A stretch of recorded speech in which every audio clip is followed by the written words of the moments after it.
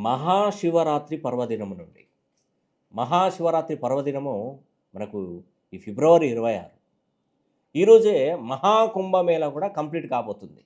ఎంత అద్భుతం అంటే అంత అద్భుతం అండి. నేను చెప్తున్నటువంటి 4 రాశుల కలలు నిజం చేసుకోబోతున్నారు. మిథున రాశి, కర్కాటక, తుల అండ్ మేష. ఈ 4 రాశులలో జన్మించినట్టున్నారు.